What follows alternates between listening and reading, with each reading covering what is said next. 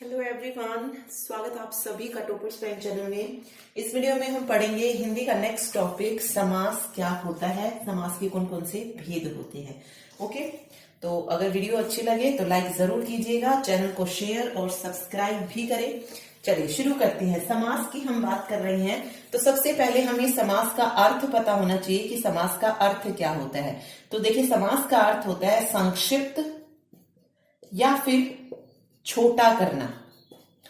संक्षिप्त या छोटा करना, ये जो होता है समास का अर्थ होता है।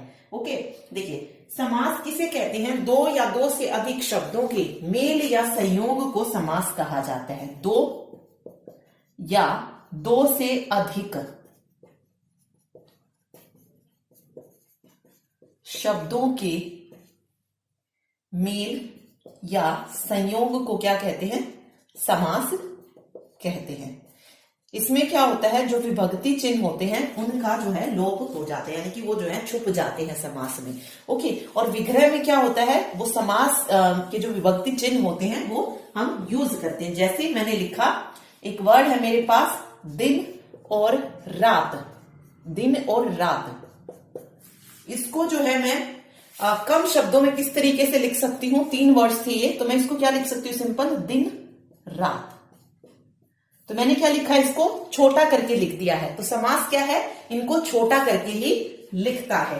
ओके, तो इसको हम क्या बोलते हैं? जो ये चीजें हमने एक समस्त पद में लिख दी, एक ही वर्ड में हमने जिसको डिफाइन कर दिया, उसको हम क्या बोलते हैं? समस्त पद बोलते हैं। ठीक, क्या बोलते हैं? समस्त पद। एक होता है फिर समास का विग्रह। विग्रह, विग्रह का मतलब क्या है? जिसमें हम विभक्ति चिन्हों का यूज करेंगे। जैसे मैंने एक एग्जांपल लिया, धन संपन्न। धन संपन्न, इस धन संपन्न को मैं क्या बोलूंगी? इसको मैं समस्त पद बोलूंगी। इसको क्या बोलूंगी? समस्त पद। और इसका विग्रह क्या होगा? समास का विग्रह क्या हो जाएगा? धन संपन्न का जो विग्रह बनेगा वो क्या बनेगा? धन से संपन्न। धन से संपन्न, ये क्या हो जाएगा? समास का विग्रह हो जाएगा। और ये क्या हो जाएगा? ये समस्त पद हो जाएगा। ठीक है, तो ये होता है समास, जिसमें हम दो वर्ड्स के मेल को छोटा करके जो है लिखते हैं। ठीक, चलिए अब बात आती है पद की। समस्त पद हम बात कर रहे हैं। समस्त पद, मैंने बताया समस्त पद कहते हैं। इस समस्त पद में दो चीजें होती हैं, एक होता है पूर्व पद और दूसरा होता है उत्तर पद। ठीक है, समास आप सबने पहले भी पढ़े होंगे और आप ये पढ़ा होगा कि किसी में पूर्व पद की प्रधानता होती है, किसी में उत्तर पद की प्रधानता होती है। लेकिन उसको समझने से पहले हमें ये पता होना चाहिए कि पूर्व पद कौन सा होता है और उत्तर पद कौन सा होता है। ठीक है, तो देखिए, पहले वाला जो होता है उसको पूर्व पद बोलते हैं और जो बाद वाला होता है उसको उत्तर पद बोला जाता है। जैसे मैंने एक एग्जाम्पल लिखा, पूजा घर। पूजा घर, इस पूजा घर को मैं क्या कहूंगी? ये क्या है? समस्त पद है। समस्त पद है। अब इस समस्त पद में एक पूर्व पद होगा और दूसरा उत्तर पद होगा। देखिए, पूर्व पद यहां पे कौन सा हो जाएगा? पूर्व पद होता है पहले वाला, तो पूजा यहां पे पूर्व पद हो जाएगा। और उत्तर पद कौन सा हो जाएगा? बाद वाला। तो घर जो है यहां पे उत्तर पद हो जाएगा। फिर बात आती है विग्रह की, तो विग्रह क्या हो जाएगा? पूजा के लिए घर। पूजा के लिए घर, इसका विग्रह हो जाएगा। ठीक है, तो ये होता है समास। समास में पूर्व पद और उत्तर पद क्या होते हैं, ये मैंने आपको बताया है। अब बात आती है इसके भेद की, कि भेद कौन कौन से होते हैं। चलिए देखिए, समास के भेद हम पढ़ रहे हैं। तो देखिए, समास के चार भेद माने जाते हैं। कितने भेद? चार भेद। कौन कौन से? अव्ययी भाव,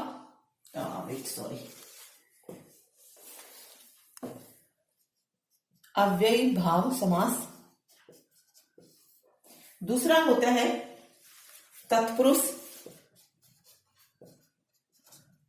तीसरा द्वंद्व, द्वंद्व, द्वंद्व समास। और चौथा होता है बहुव्रीहि, बहुव्रीहि। ठीक है, ये पद प्रधानता के बेस पर होते हैं। जैसे अव्ययी भाव में अगर हम देखें तो अव्ययी भाव में पहला पद प्रधान होता है। ठीक है, तत्पुरुष में दूसरा पद प्रधान होता है, मीन्स जो उत्तर पद होता है वो प्रधान होता है। और द्वंद्व में दोनों पद प्रधान होते हैं। दोनों पद, और बहुव्रीहि में कोई भी पद प्रधान नहीं होता है, कोई भी पद प्रधान नहीं होता है। तो याद रखिए, पहला पद अव्ययी भाव में, दूसरा पद तत्पुरुष में, दोनों पद द्वंद्व में, और कोई भी पद प्रधान ना हो वो बहुव्रीहि। क्योंकि बहुव्रीहि में क्या होता है, जो भी चीज कही गई होगी वो किसी एक के बारे में नहीं, ना पहले पद के बारे में ना उत्तर पद के बारे में, वो चीज किसी तीसरे के बारे में ही बोली गई होगी, उसको हम बहुव्रीहि बोलते हैं। इसके अलावा तत्पुरुष के ही दो भेद और माने जाते हैं, लेकिन हम उनको अलग करके ही पढ़ते हैं हम, क्रमधार्य और द्विगु समास। ये चार तो हैं, इसके अलावा दो और कौन से हैं, क्रमधार्य समास और सिक्स्थ है द्विगु समास। तो ये 6 समास जो है हमको पढ़नी है 1 by 1। चलिए शुरू करते हैं। फर्स्ट हम अव्ययी भाव समास से पढ़ते हैं।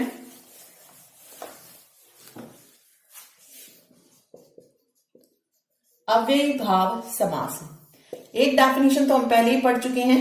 अव्ययी भाव समास में किसकी प्रधानता होती है, पूर्व पद की प्रधानता होती है। इसका मतलब क्या होता है, जो फर्स्ट वर्ड होता है, जो पहला पद होता है, उसका मतलब मोस्ट इंपोर्टेंट रोल आप जो है बोल सकते हैं। ओके, तो ये होता है पहला पद प्रधानता। ठीक, तो इसकी डेफिनेशन की हम बात करें,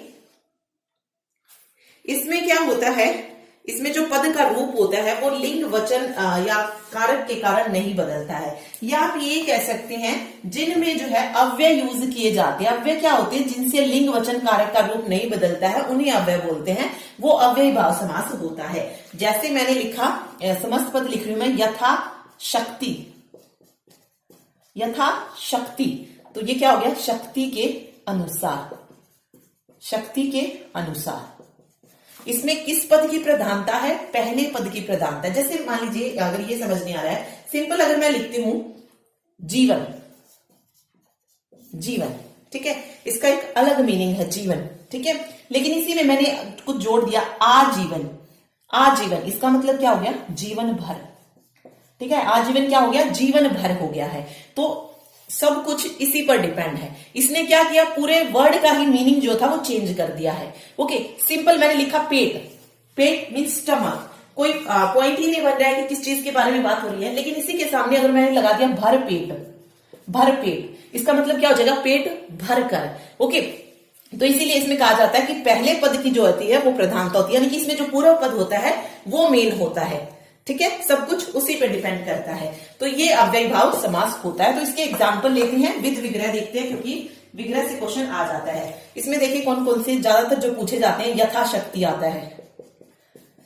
यथाशक्ति क्या हो जाएगा, शक्ति के अनुसार, इसका विग्रह। यथा समय, यथा समय मीन्स समय के अनुसार, समय के अनुसार। क्षण, क्षण, क्षण में मैंने लगा दिया प्रति, प्रति क्षण, यानी कि हर एक क्षण या हर क्षण आप इसको बोल सकते हैं। क्षण क्या था, सिर्फ क्षण था, पल था, लेकिन प्रति क्षण यानी कि हर क्षण, हर पल, तो ये अलग हो जाएगा मीनिंग, ठीक है। इसमें जो डिपेंड करता है वो किस पर डिपेंड करता है, फर्स्ट पर, यानी कि पहला पद क्या होता है, प्रधान होता है। सेम यथा संभव, संभव के अनुसार, जैसा संभव हो, ठीक है, यथा संभव, संभव के अनुसार मीन्स जैसा संभव हो, ये हो जाएगा अव्ययी भाव समास। इसके अलावा आजीवन, जीवन भर, आजीवन भर पेट क्या है, अव्ययी भाव समास है। आजन्म हो गया, आ वाले सारे ले लीजिए, आजन्म, आमरण, ठीक है, ये भी क्या है, आमरण का क्या हो जाएगा, आजन्म का देखिए, आजन्म का विग्रह जो है वो हो जाएगा जन्म से लेकर, और मरण का क्या हो जाएगा, मरण तक। आजन्म जन्म से लेकर और आमरण मरण तक, ठीक है, ये इसका विग्रह होगा। उसके अलावा प्रतिदिन, प्रतिदिन मीन्स प्रत्येक दिन या हर दिन, क्या बोल सकते हैं इसको, हर दिन, इसका विग्रह क्या होगा, हर दिन होगा। बेखबर, बिना खबर के, ठीक है, तो वो वर्ड जिनके आगे अव्यय को हम जोड़ देते हैं, अव्यय क्या होते हैं, जिनसे लिंग वचन कारक पर कोई फर्क नहीं पड़ता है, उसको हम अव्यय बोलते हैं। तो इस तरीके से आप बता सकते हैं, इसमें इसके लिंग वचन पर जो है कोई फर्क नहीं पड़ेगा, तो इनको हम अव्ययी भाव समास जो है बोलते हैं, ठीक है। देखिए, लेकिन अपवाद भी है, कुछ अपवाद भी हैं, जैसे हिंदी में जो है कुछ समस्त पद ऐसे होते हैं जिसमें अव्यय नहीं होता है, लेकिन वो अव्यय की तरह प्रयुक्त होता है तो वहां पर भी अव्ययीभाव समास माना जाता है। जैसे मैंने लिखा घर घर, घर घर, तो ये क्या हो जाएगा, घर के बाद घर, घर के बाद घर, इसमें क्या है, अव्ययीभाव समास है। देखिए अव्यय का यूज नहीं हुआ है, ठीक है, लेकिन समस्त पद जो है किसकी तरीके से प्रतीत होता है, अव्यय की तरह प्रतीत होता है।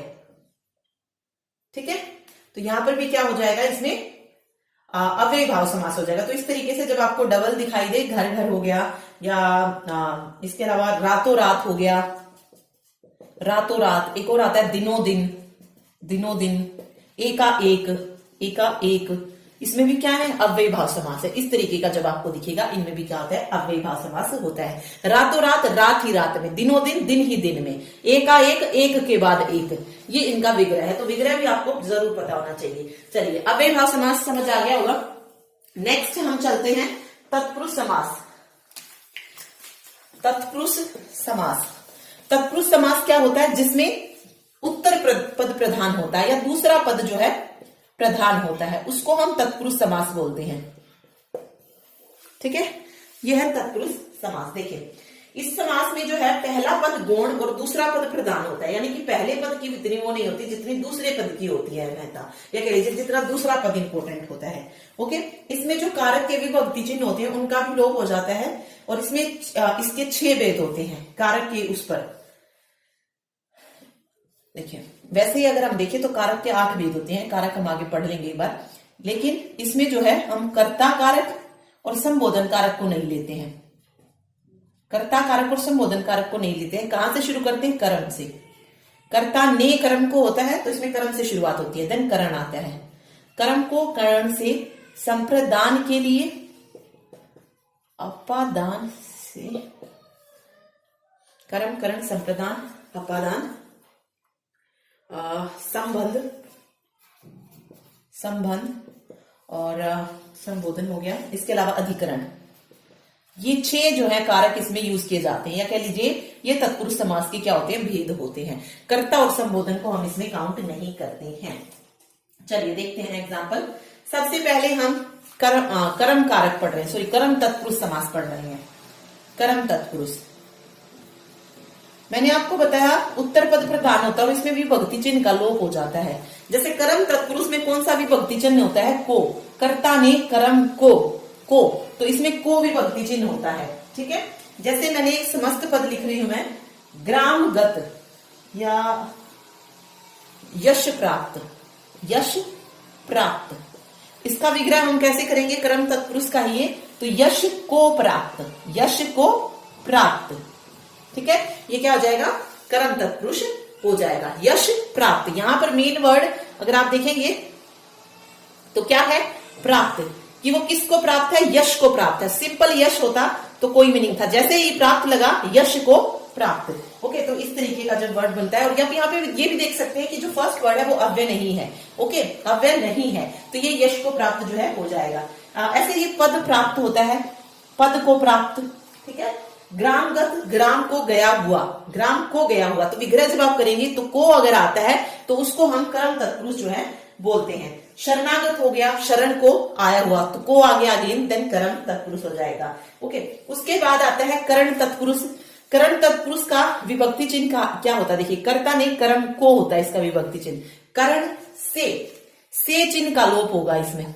फिर करण के बाद जो आता है वो क्या आता है, संप्रदान आता है, संप्रदान, संप्रदान के लिए विभक्ति चिन्ह होता है। फिर अगेन अपादान होता है, अपादान में क्या होता है, फिर से, अपादान में भी क्या होता है, से, लेकिन यहां पर जो अपादान होता है वो जुदाई के लिए यूज किया जाता है। जब किसी चीज से अलग हुआ जाता है, पृथक हुआ जाता है, उसके लिए हम से वर्ड यूज करते हैं अपादान में। ओके, संबंध है, संबंध का क्या विभक्ति चिन्ह होता है, का, के, की, संबंध का, के, की। ओके, संबोधन होता नहीं, अधिकरण, अधिकरण का क्या होता है, में पर होता है।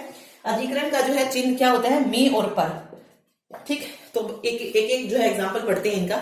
जैसे यश प्राप्त हो गया, यश को प्राप्त। आगे कर्म तत्पुरुष है, जैसे मैंने लिखा भावपूर्ण, भावपूर्ण, भाव से पूर्ण, भाव से पूर्ण, आप बता सकते हैं कर्म तत्पुरुष है। ओके, अगला मैंने लिखा गुरु दक्षिणा, गुरु दक्षिणा क्या बनेगा, गुरु के लिए दक्षिणा, गुरु दक्षिणा, गुरु के लिए दक्षिणा। तो संप्रदान तत्पुरुष। ठीक है, नेक्स्ट है बंधन मुक्त। बंधन मुक्त, तो बंधन से मुक्त, बंधन से मुक्त। देखिए अब यहां पे अलग होने की बात हो रही है, बंधन से वो अलग हो रहा है। ओके, बेशक से आया है लेकिन यहाँ पे करण नहीं होगा।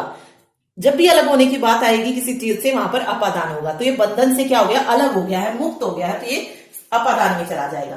ठीक है, चलिए संबंध की बात कर रहे हैं, तो गंगा जल, गंगा जल, गंगा जल में क्या बनेगा, गंगा का जल। राजमाता, राजा की माता, राजा की माता ही राजमाता होती है, तो वहां पे संबंध तत्पुरुष हो जाएगा। ऐसे ही अधिकरण है जल, जलमगन लिखा मैंने, जलमगन। जलमगन क्या होगा, जलमगन का मतलब क्या होता है, जल में मगन, तो वहां पर अधिकरण तत्पुरुष हो जाएगा। पर दिया हुआ है यहाँ पे, तो जैसे मैंने लिखा घुड़सवार, घुड़सवार, घुड़सवार को हम किस तरीके से अलग करेंगे, घुड़सवार यानी कि घोड़े पर सवार, तो क्या हो जाएगा, अधिकरण तत्पुरुष हो जाएगा। तो तत्पुरुष बहुत इजी होता है, क्योंकि इसको आप विग्रह से ही बता सकते हैं कि इसमें क्या यूज हुआ है। ओके, क्योंकि जहां पर भी आपको विभक्ति चिन्ह आपने देख लिया कि हाँ ये विभक्ति चिन्ह आया, तो आप इजीली वहां पर बता सकते हैं कि हाँ ये तत्पुरुष समास है। ठीक है, और एग्जाम्पल पढ़ लेते हैं। देखिए तत्पुरुष के अलग अलग टाइप्स के लिखते, देखिए एग्जाम्पल है आप बीती, आप बीती, आप बीती का क्या विग्रह होगा, सॉरी बीती ऐसे आएगा, आप बीती, आप पर बीती, आप पर बीती विग्रह अगर हम देखेंगे तो आप पर बीती, में पर किस पर आता है, अधिकरण में आता है, तो ये अधिकरण तत्पुरुष हो जाएगा।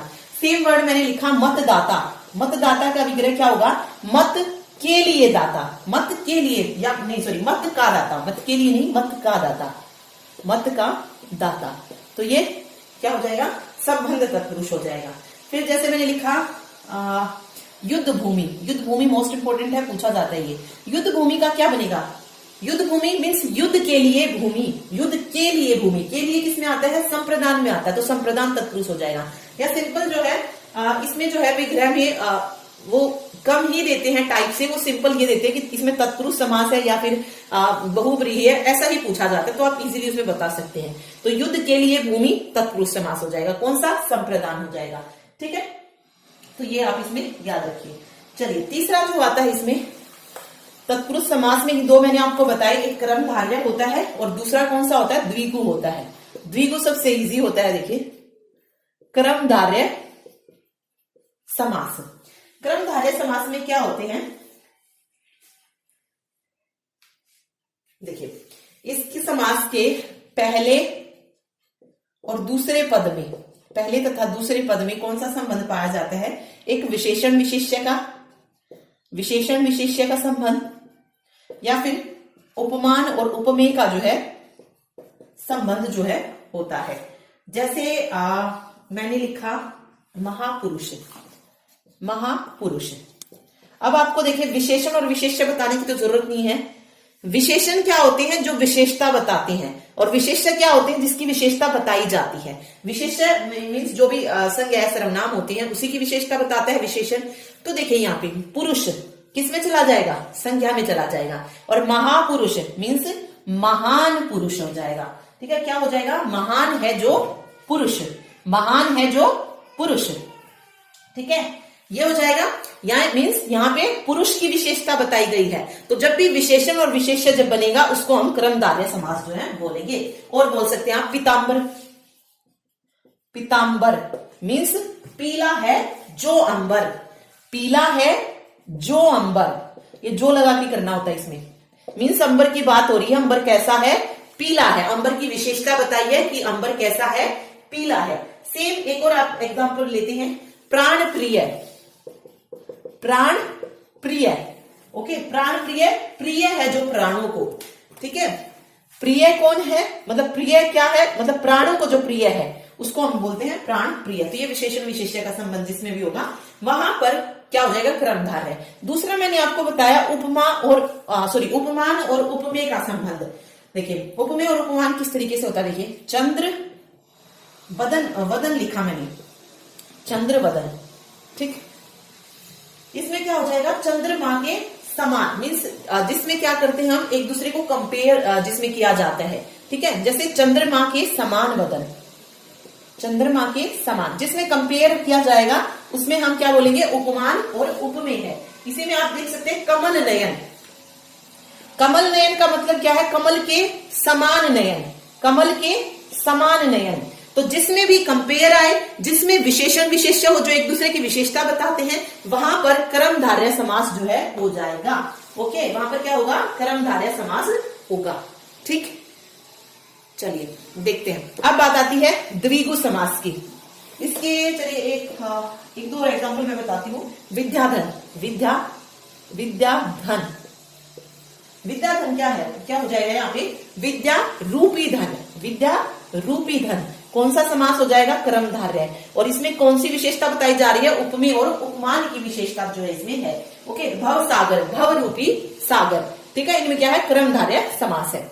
चलिए अब बात आती है द्विगु समास की। द्विगु समास, एक और चीज याद रखिए, जो हमने अभी कर्मधारय पढ़ा है वो सेम जो है बहुब्रीहि में भी यूज होते हैं। वो किस तरीके से यूज होते हैं वहां पर, वो हम आगे देखेंगे। ठीक, फिलहाल इतना याद रखिए। चलिए, द्विगु समास में जो पहला पद होता है वो क्या होता है? संख्यावाची। पहला पद मीन्स पूरा पद संख्यावाची होता है। जैसे मैंने लिखा नवरतन, नवरतन, नव क्या है? संख्यावाची शब्द है। इसका जो विग्रह होता है वो कैसे बनेगा? नो रत्नों का समूह, नो रत्नों का समूह। ये क्या है? द्विगु समास है। तो पहला पद इसमें संख्यावाची होता है। सप्ताह हो गया, सप्ताह क्या होगा? 7 दिनों का समूह, 7 दिनों का, या नहीं सॉरी 7 एहतों का समूह। या फिर त्रिमूर्ति, 3 मूर्तियों का समूह।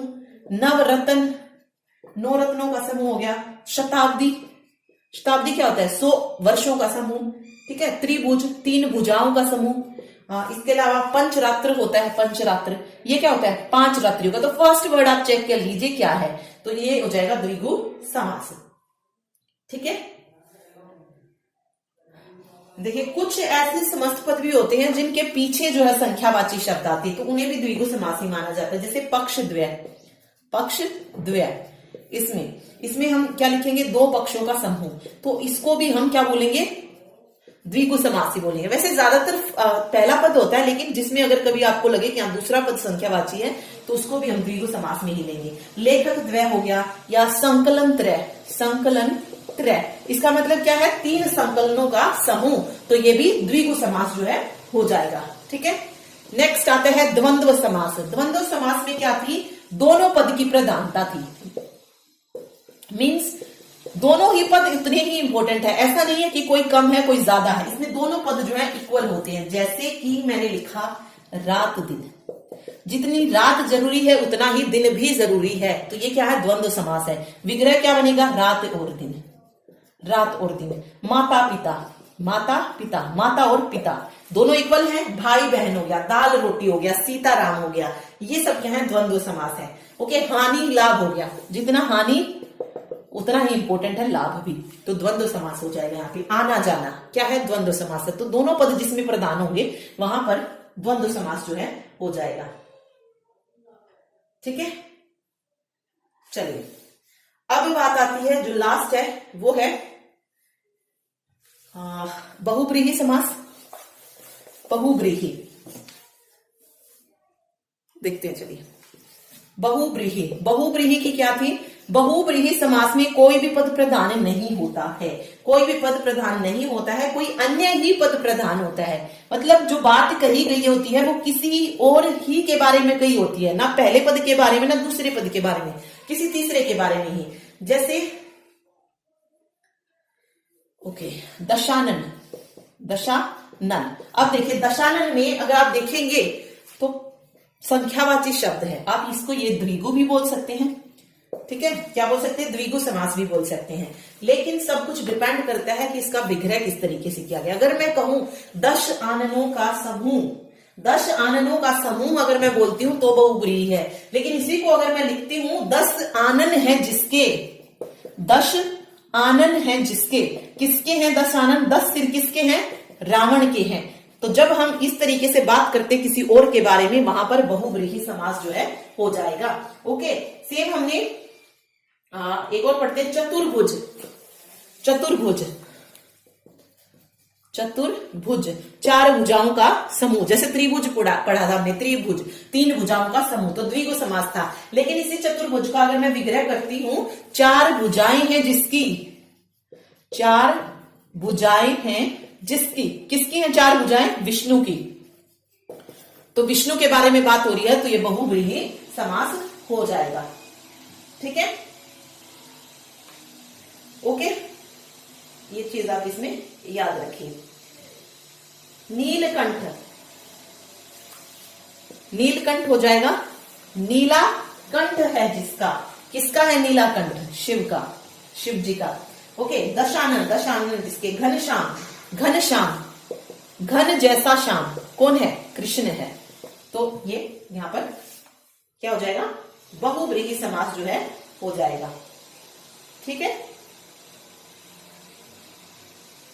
एक पीताम्बर हमने पढ़ा था, पीताम्बर, इसको देखते हैं। देखिए, जब हमने इसका क्रम धार्य में विग्रह पढ़ा तो कैसे पढ़ा था? पीला है जो अंबर, पीला है जो अंबर, मीन्स अंबर पीले की बात हो रही थी यहां पर। इसी पीताम्बर को अगर मैं लिखती, पीला है अंबर जिसका, पीला है अंबर जिसका, कौन है? किसके हैं पीले अंबर? पीले कपड़े, कृष्ण भगवान के। तो पीला है अंबर जिसका, पीताम्बर, कृष्ण की बात हो रही है, तो वहां पर बहुव्रीहि समास हो जाएगा। तो सब कुछ किस पे डिपेंड कर रहा है? विग्रह पे डिपेंड कर रहा है, या फिर ऑप्शन क्या दिया गया है उसमें, उस पर डिपेंड कर रहा है। अगर पीताम्बर में बहुव्रीहि ना देके क्रमधार्य दे दिया जाए तो वहां पर क्रमधार्य हो जाएगा। क्रमधार्य नहीं दिया गया है और बहुव्रीहि ऑप्शन में, तो वहां पर बहुव्रीहि हो जाएगा। तो ये चीज आप याद रखिए, सब कुछ किस पर डिपेंड करता है? विग्रह पे डिपेंड करता है इसके। ठीक है, बहुव्रीहि और द्विगु मैंने आपको बता दिया क्या डिफरेंस होता है। ठीक, तो ये था आज का लेक्चर। ओके, क्वेश्चन पूछा जा सकता है यहां से कि समास में किसका मेल होता है? समास में किसका मेल होता है? तो समास में शब्दों का मेल होता है। किसका मेल होता है? शब्दों का मेल होता है। ओके, जिस शब्द में प्रथम पद प्रधान होता है उसे क्या कहते हैं? उसे अव्ययी भाव बोलते हैं, जिसमें पहला पद क्या होता है? प्रधान होता है। फिर क्वेश्चन पूछा जाए कि कारक के आधार पर किस समास के भेद किए जाते हैं? कारक के आधार पर तो किसके किए जाते हैं? तत्पुरुष के। और इसमें कौन सा पद प्रधान होता है? उत्तर पद प्रधान होता है। तो ये क्वेश्चन जो है आपसे पूछे जा सकते हैं इस तरीके से। ठीक है, ओके, समस्त पद का क्या किया जाता है? समस्त पद जो होता है उसका क्या किया जाता है? क्या उसका विच्छेद किया जाता है, या उसका विग्रह किया जाता है, या फिर विलोप किया जाता है? क्या किया जाता है समस्त पद का? देखिए, विच्छेद जो होता है ये संधि में होता है, संधि विच्छेद, लेकिन समस्त पद का विग्रह किया जाता है। तो विग्रह जो है यहाँ पे करेक्ट हो जाएगा। तो ये छोटे छोटे क्वेश्चन थे जो मैंने आपको बताए, पूछे जा सकते हैं। बाकी फिर आपको कोई भी एक वर्ड आपको देंगे और वो पूछ लिया जाएगा कि इसमें कौन सा समास है। ठीक है, तो बस आपको पता होनी चाहिए कि किसमें कौन सा लगेगा, और जस्ट विग्रह अगर आप कर लेते हैं तो आप इजीली बता सकते हैं। तो ये था लेक्चर समास के बारे में। नेक्स्ट में हम अलंकार के बारे में पढ़ेंगे। सिर्फ एक दो टॉपिक रहता है मोस्ट इंपोर्टेंट, उनको डिस्कस करते हैं। उसके बाद जो भी पेपर हुए हैं, एग्जाम हुए हैं, उनको देखेंगे। Thank you so much. Video अच्छी लगी तो लाइक जरूर कीजिएगा। Thank you so much.